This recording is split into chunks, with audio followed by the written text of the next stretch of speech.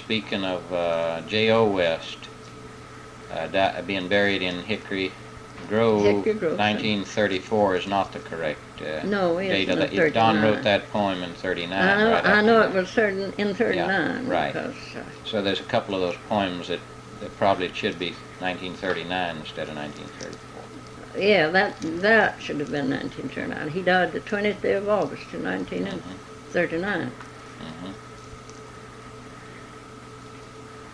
Well, And Marie's mother died in August. in 1934, I believe. 1934, yeah. Yeah. She died. We can't be talking about all this history without noticing that yesterday you had a birthday, though. Well, yeah. On June 23, that's your birthday. You were born in what year? 1888. Now, if it's 1888, you can't deny being 86 years old, then, No, can I you? didn't try it. Wouldn't I try? Like I did tell John Haney today, I'd just be 30 my next birthday. Well, we had that little party yesterday anyway. Yeah. And we got a picture, and we're going to put it in the North Georgia Yeah. News.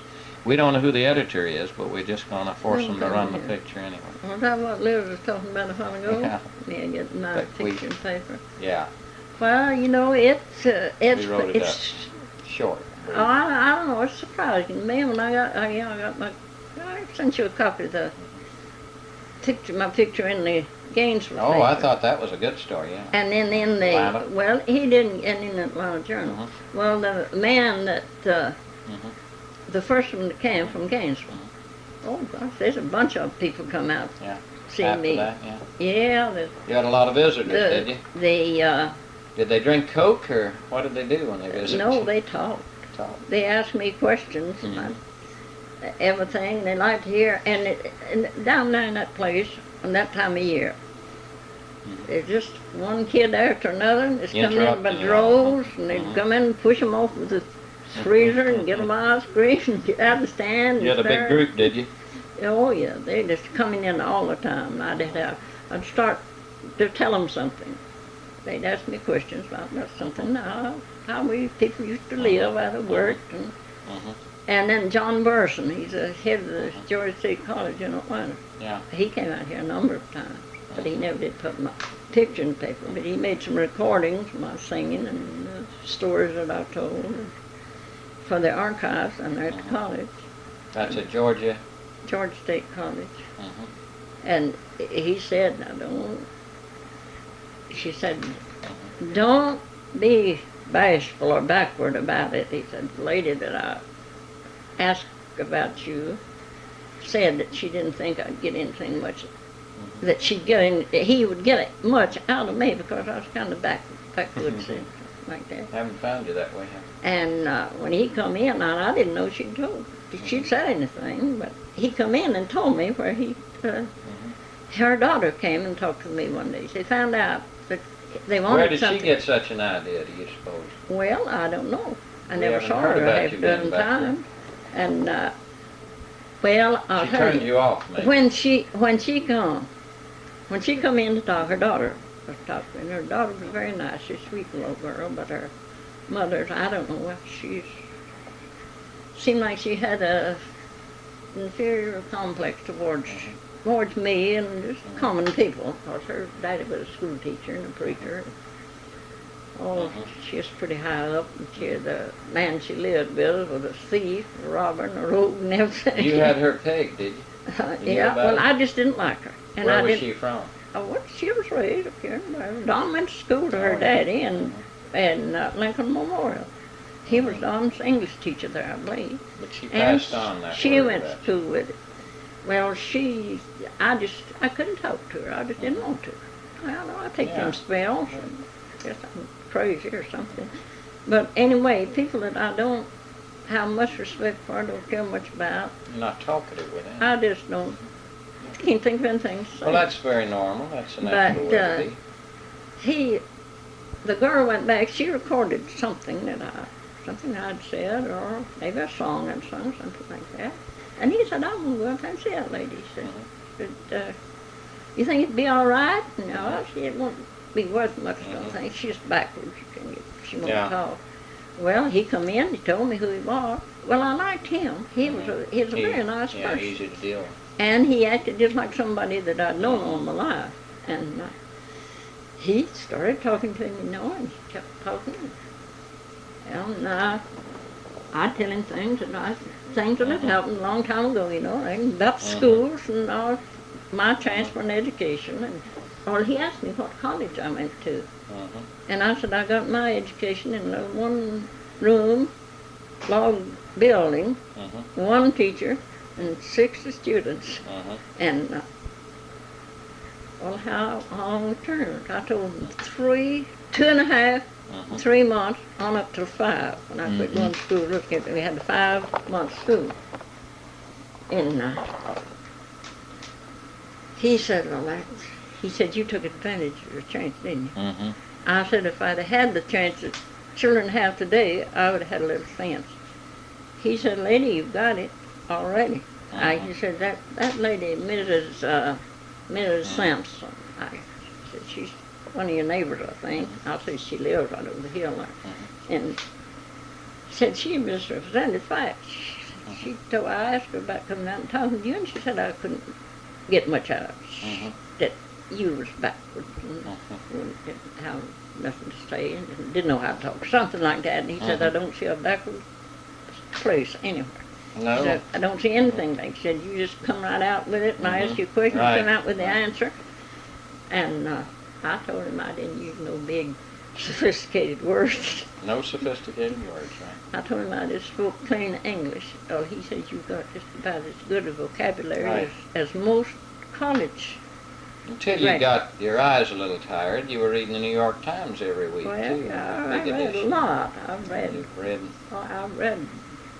no time. Well, when your eyes were good, you read the Atlanta Constitution. I read the Constitution. A lot of weekly I read books papers. and all others, different things. Anything that I was interested in, that I would, and I always got something out of it. Which reminds me that I was showing you this week, or within the last recent period, the Gainesville paper reported a convention of ex-moonshiners and revenuers was held in Dahlonega. I don't think it was very much but a stunt of some sort, because I couldn't see where you didn't recognize any of those ex-moonshiners they named. No. I think they were more these liquor runners, or something modern times.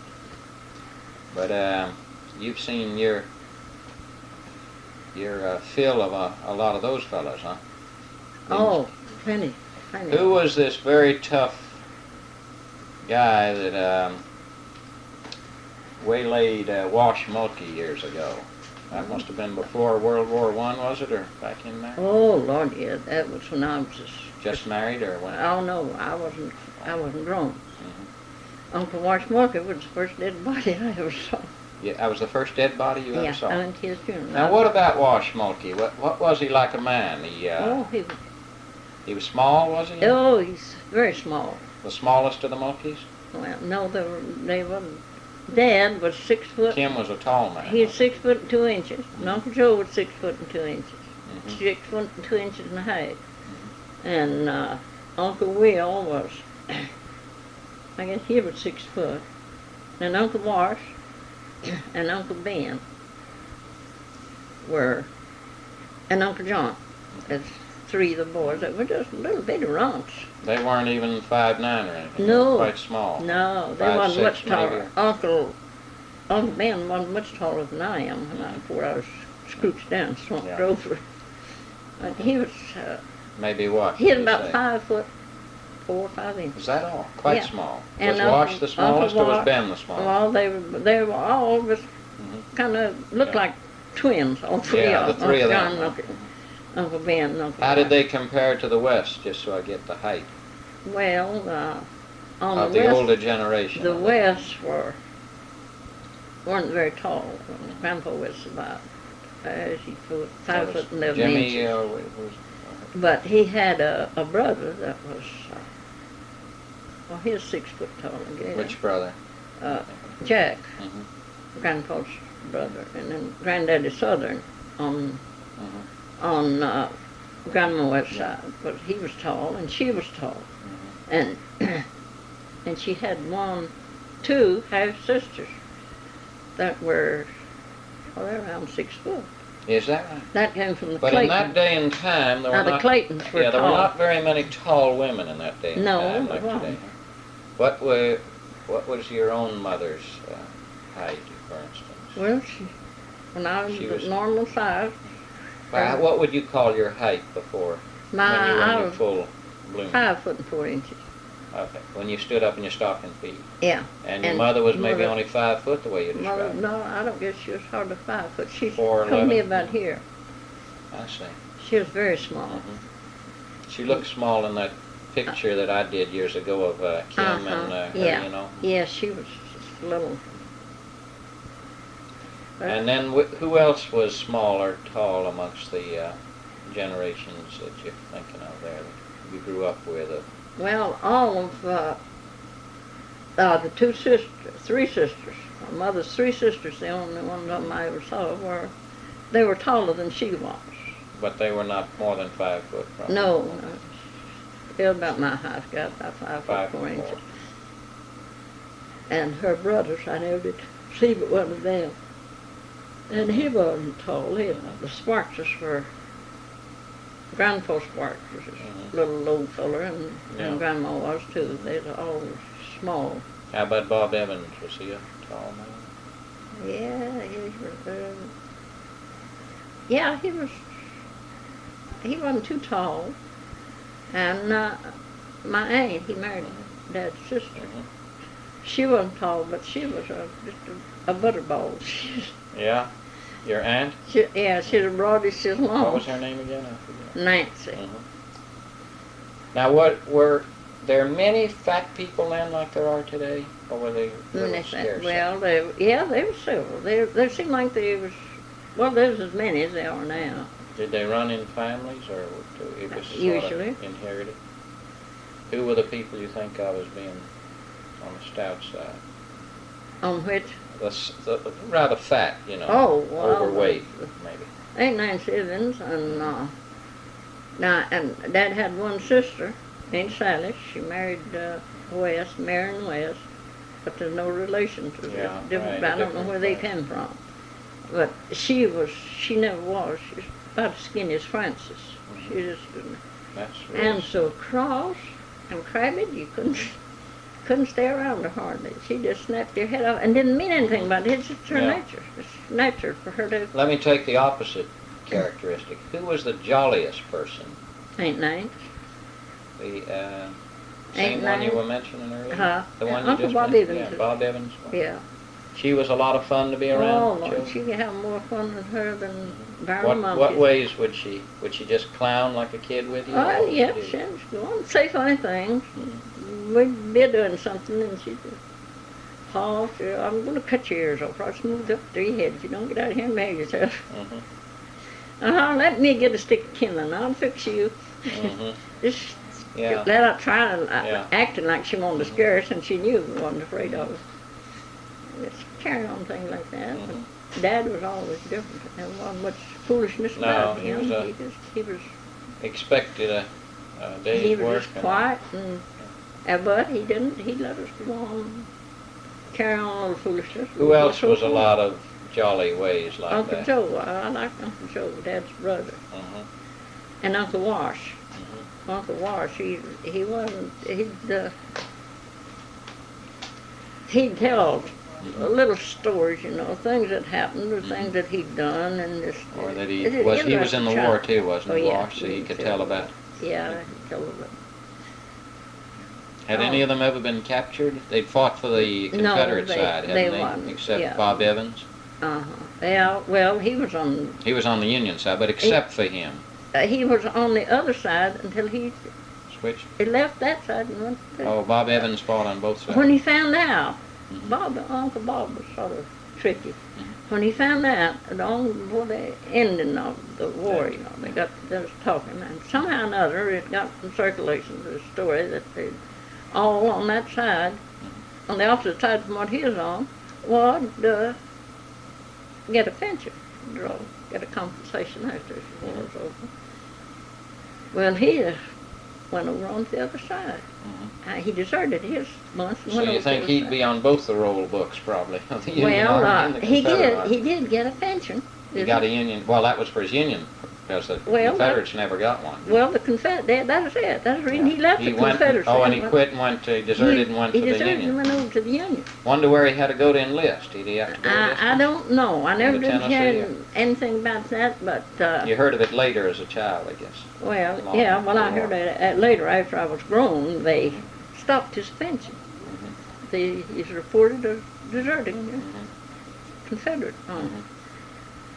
And no, that stopped what was coming into the post office every month. Yeah, it stopped it, but he just went wild. He got out, and his son lived down at Rye, down in Gordon County, little place he bought, went in business down there. And he found an old man that had been in the Army with Uncle Bob. Oh, as a witness, I guess. And then they talked to him. He was old, real old, much older than Uncle Bob was at the time. And he got to talking with him, and he got to arguing and telling him about it. And he made him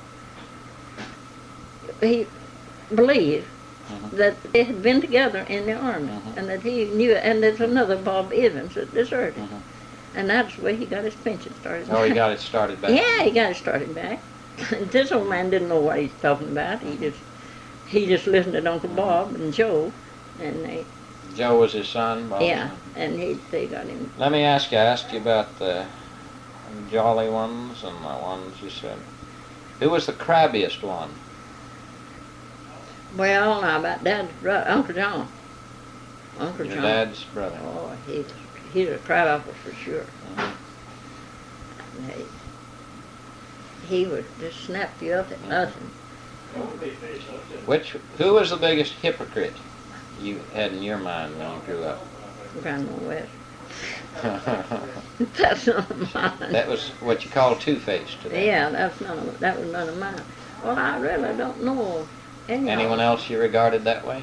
I never did. There never was. The rest were fairly. Now, who was the most principled person, do you think? The most which? Had the most principles, stood fast for something. I'd say Aunt Nance and Uncle Joe, and my daddy. My daddy he was all principled. He couldn't stand to see nobody. And down and out without trying to do something, and he did just as long as he. I remember one time, one of Uncle Wars's boys, after Uncle Wars was dead, and nobody, just his mother was living there just trying to make the best she could, and he was married, had 5 children, and he got sick. He was sick for over a year, and people just went in and helped him. They made his crops for him, made his food stuff, and I remember he come to my daddy's house, him and his wife and the children. He had 5 children, and they were all that was up in his size. I'd rather see them coming as anybody. I just did enjoy playing with them, and they'd come there that Sunday and spent the day. I remember it well, going into the garden. Matt and my mother went in fixing beans. And she said to my mother, she said, "Was garden beans be all right to dry for leather breeches?" And Mother said, "Well, yes, if the worms don't get in them." She said, "You got more than you can use?" She said, "No." Said, "We could eat all we've got." But said, "We haven't got a bit of seasoning for them. Nothing but salt." And she said, "They're not very good that way." Well, they went on in, cooked dinner, and when they got through dinner, they was getting ready to leave. And I saw my mother go in the house, standing out on a little place on the back side of the kitchen where we went out, we kept water and went up to wash. And she was standing there, and Dad walked out and was standing on the top step. And Lester and his wife were standing down in the yard. And Mother just caught Dad's sleeve, just kind of gave him a little jerk and turned around and went in the house. And he said, "Wait a minute, Lester, I'll be back just a minute."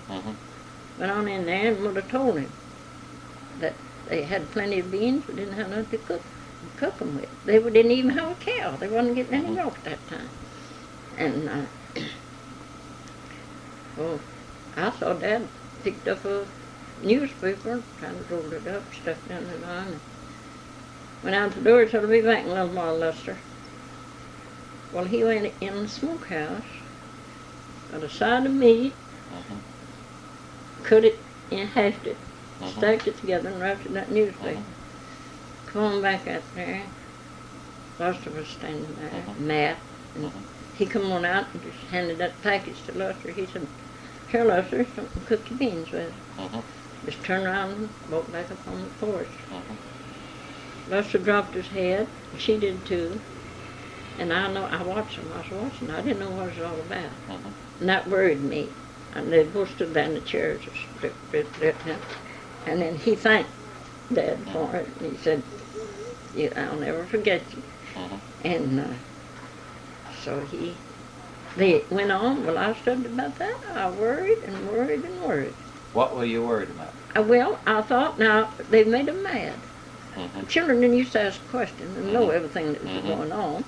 They decided they'd learn it soon enough. Well, I did. It didn't take me long until I found out what it was all about. But I studied about them, and he'd made them mad, and they wouldn't bring the children back anymore. I wouldn't have them around. Oh, you were thinking about that.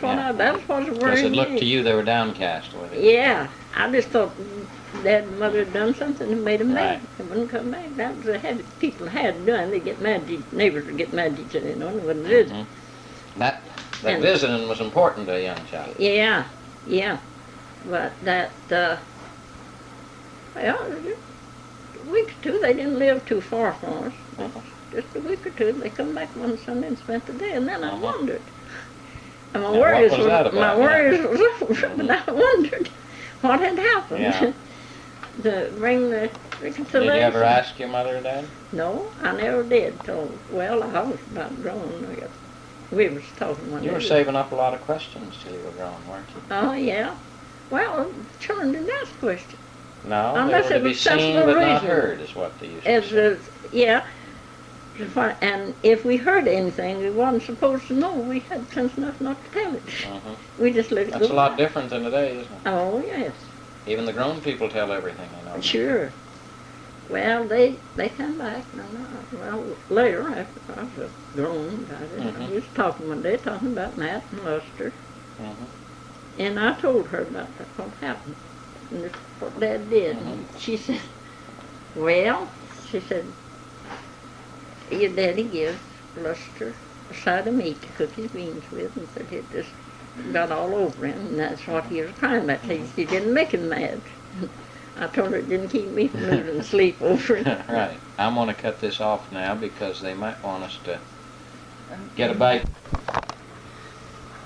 Well, we got interrupted yesterday, and here it is Tuesday, June 25th, 1974. And we've jumped all the way to... Washmulkey. From Washmulkey, you remembered where we were. From Washmulkey, which we'll get back to well, you're telling about the... I don't know when that started. You know, they started... J.O. West died, and you moved up from... They started the year before he died of 10 people, you know, leave off, cut the cotton reeds. They give you so many... It was called soil building, and they paid for it. Oh, that was for cutting down the cotton acreage.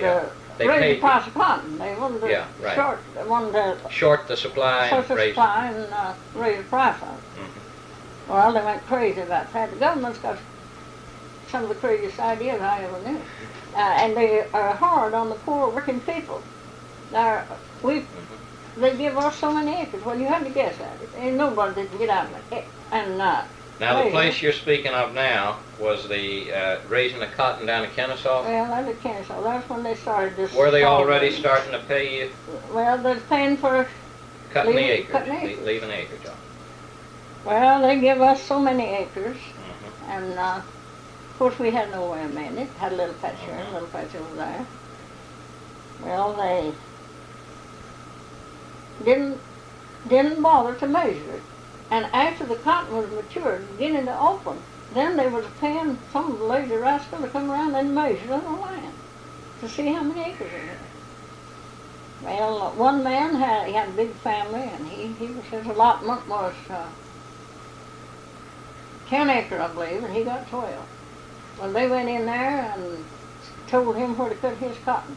He had to peel the cotton. It was way higher than your head, and this big limbs on it like trees, and it just as white. It just looked like snow.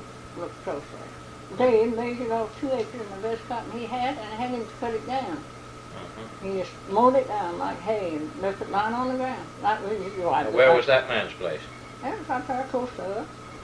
I was picking cotton for him when he cut it down. As the cotton matured. How much were you paid at that time for picking? Well, I was paying. And first picking in good cotton, 50 cents a hundred. And then it went up as cotton got thinner, and they. Did you have Rudy with you when you were picking cotton. that time? No, Rudy's going to school. I never kept him out of school all day in his life to help me do anything. Right. Well, we picked cotton there.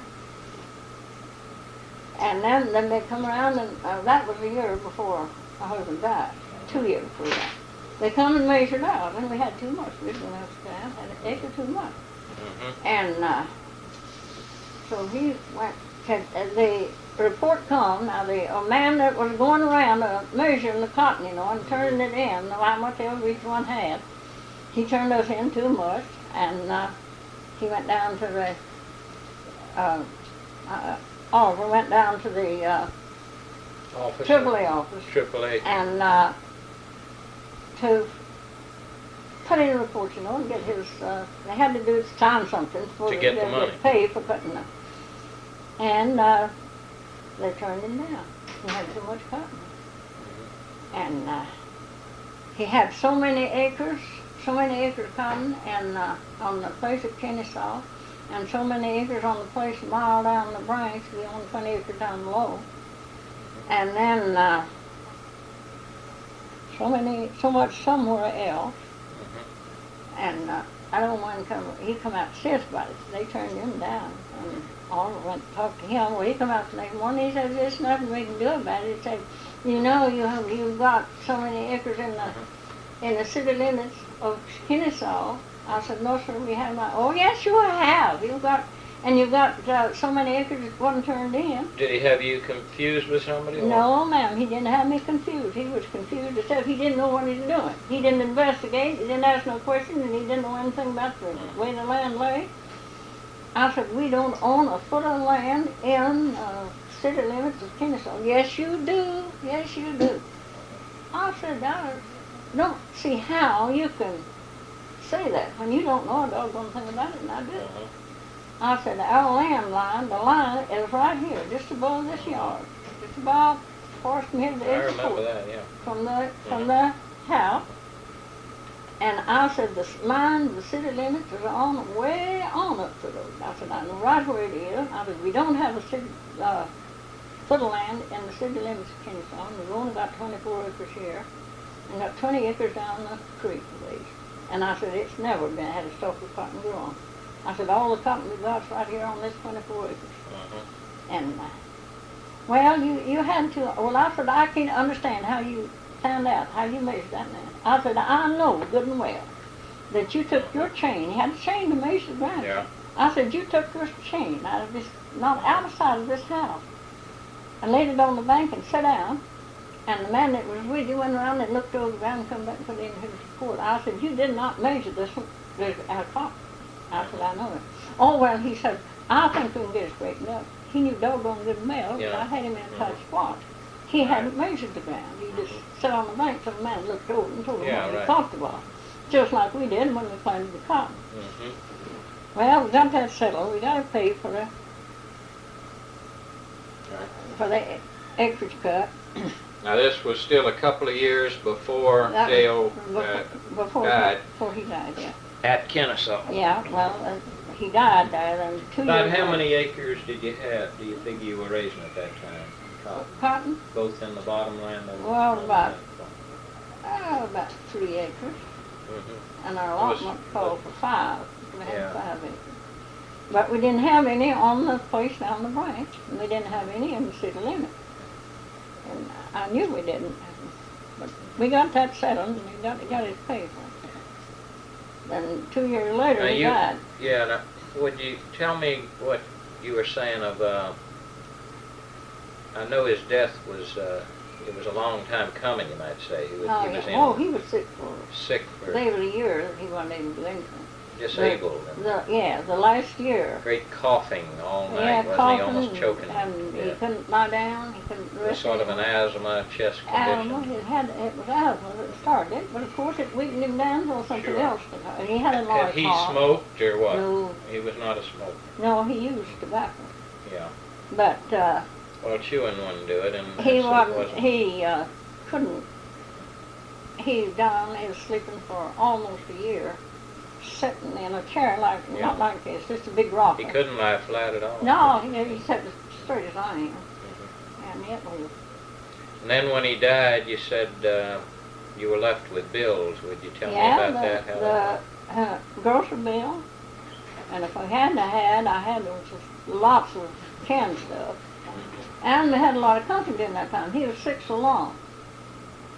And his people lived around, and they was there. His mother would come and stay, and she'd have to bring somebody with her, and she'd stay for...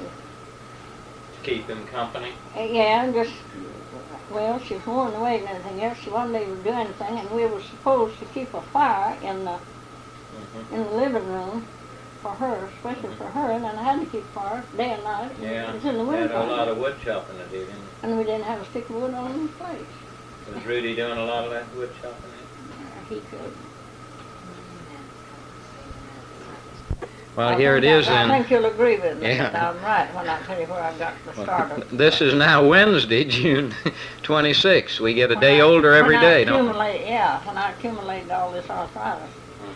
Is it ready? Yeah. You remember we're not at Washmokie, we're back in 1939. What was the last I said about it?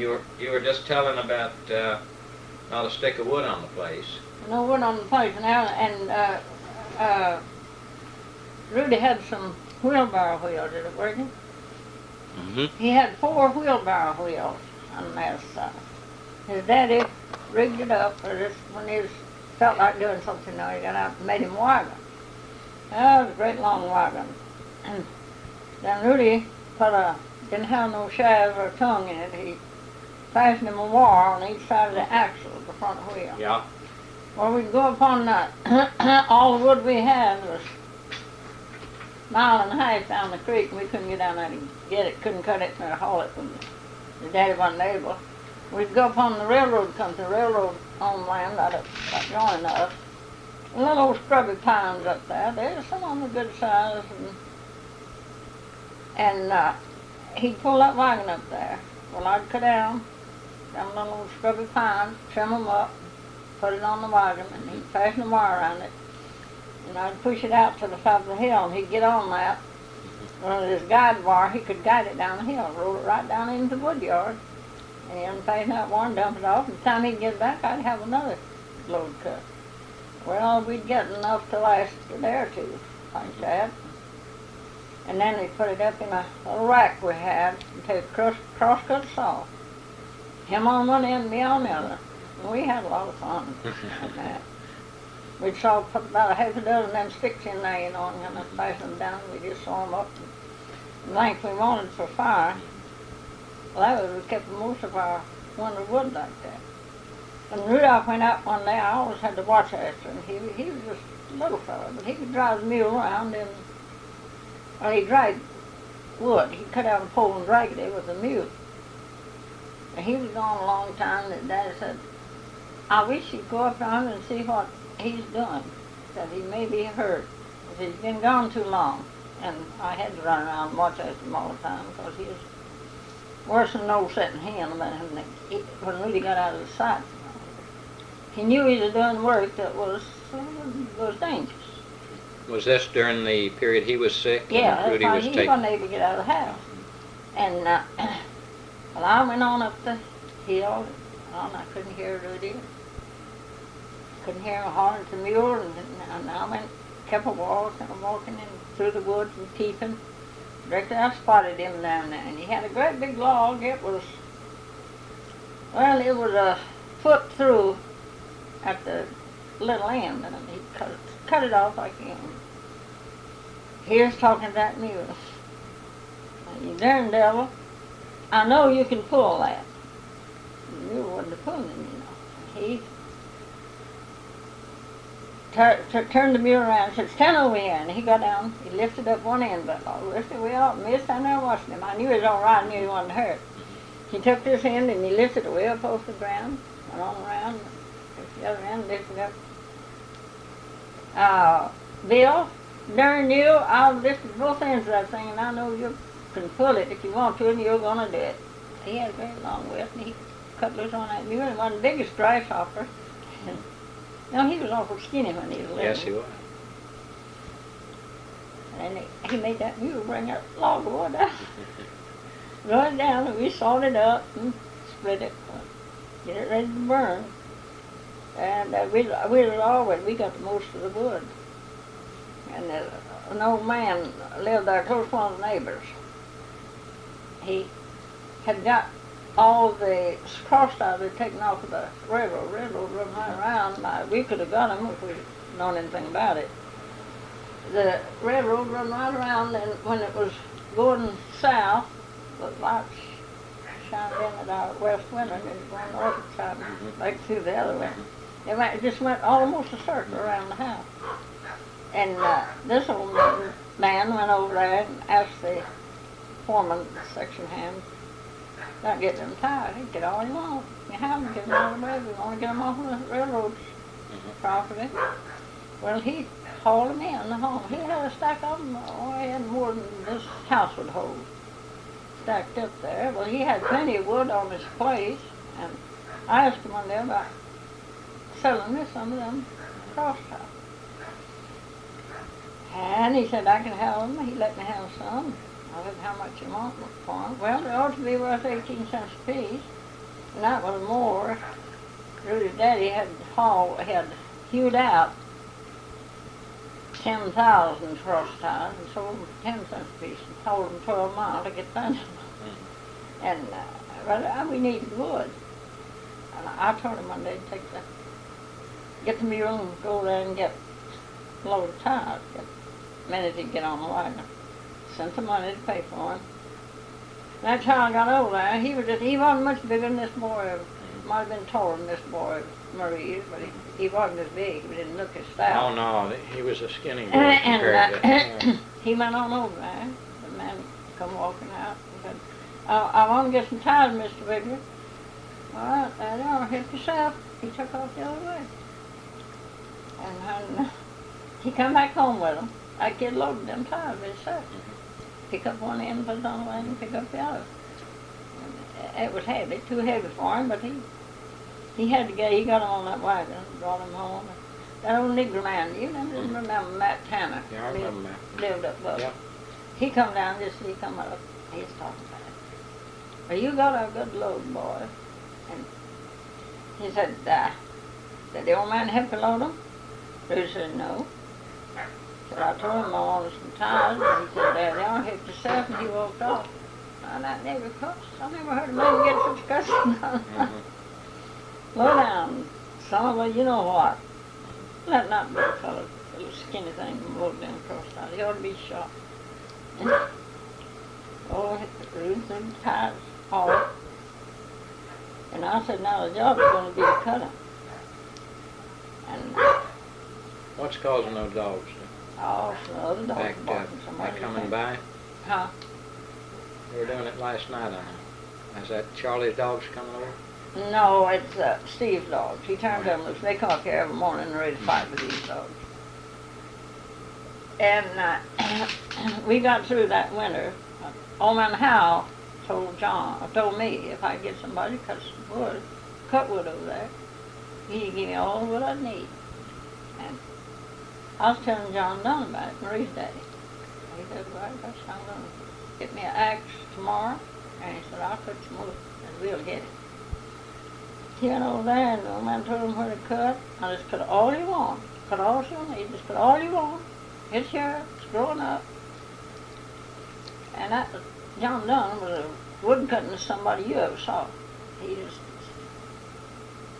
he started cutting wood there. He cut a half a day, and that evening, cut till 12. And that evening, the old man went down there. My God, John, you'll have to ever stick on this place cutting 2 days. Won't that be enough to do it? And he got excited. I never saw as much wood cut by one man in a day in my life as he cut. So the next day, Don come up. He had a trailer on his car, and Charlie had an old laundry truck. He brought that, and John would take the mule and wagon and haul it out where they couldn't get with the cars, and they'd load it on them things, haul it in the house. I had enough wood there. I used all I needed that year, and then when I moved on left the place, Charlie moved in. He had enough wood to last him a year, already on the yard. Now, From then, after he died in March, and Rudy and me made a crop down that little rocky place. And old Matt would come. Every time he'd get 5 minutes time, he'd be down there helping him, fixing his plow for him. We made a bale of cotton and enough corn to feed the mule and fatten the hog. Now, when your husband J.O. West died, what was your economic situation? What? Your debts and what was your situation as far as money was concerned? We didn't have it.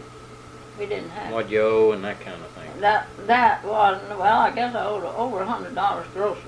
And at that time, a woman couldn't do, there was no work that I could do. All the work I could do was on the farm. There were no places for anybody to work, and I couldn't have got away from home then because I had my cows and hogs and everything I had to take care of, and I was keeping Rudolph in school when he started. Well, you had Marie then, too. Yeah, Marie she was just a little toddler. She couldn't take care of herself. She was almost as helpless as I am now. She just couldn't do. She could dodge around and hand me things, do things, wait on her grandpa. She was good, take him a drink of water and do things that he wanted done when I wasn't in there. But I had to be pretty close all the time. Well, after he died then, Don asked me about it. We gathered that crop, though. All but the cotton. Charlie gathered the cotton because I left there in September when the cotton just began to open. Charlie gathered the cotton and the corn, but we took care of the fodder and the hay and the stuff that we had to feed the cow and the mule.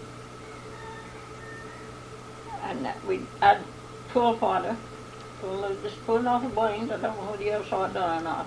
You pull it down off cut the tops out of the corn and pull the bottom blades off tight and hang it on the stalks on it, cure out. And he'd come in the evening from school, he helped me shock that up. We shocked it up in the field. Couldn't get it to the house. And we had enough feed to feed the mule. And I left the cow with Charlie. And I took the mule and my feed to back where I moved to, up on Don's place. And Don said, have all you make on that place. You want to rent that, rent it. And I got Harrison. Yeah, Harrison Thomas. Yeah, that's Paul. He wouldn't, he wanted to move. As soon as he found out I had that place, he started sending me word. Every time I'd see him, he wanted to move up. Well, I thought, I knew he drank. He was a bad drinker, lived there in Cobb County, and he'd been working for the mail carrier. That's the job, and he treated him like a dirty dog. And he'd had 2 renters on this place, not just one. It's pitiful. Harrison would work all week and go to Lester Giles on Saturday. Mr. Giles, I need some groceries. He'd pay me. I'm going to work. Oh, he'd give them $2.50 or $3 maybe. And they had to live on that. Here they said they had been out. They had barely enough to keep from suffering bad to eat. By the middle of the week on till the next Saturday before you get paid. Well, they moved up there. I finally agreed to let him come. And I said, now, Harrison, you got to go straight. And you come up there. I said, I don't want no foolishness, no drinking, no carrying on, no way. I said, I want to work now. I said, I've got work to do. And I said, I want you to do it. Yes, ma'am. Yes, ma'am. I'll do it. I'll do just anything you want. Anything you got to do. And they told him that there was the niggers down there, one old nigger man, he was honest, a nice old person, and Tanner. He said, now don't start furnishing him till the 1st of March when he starts to work.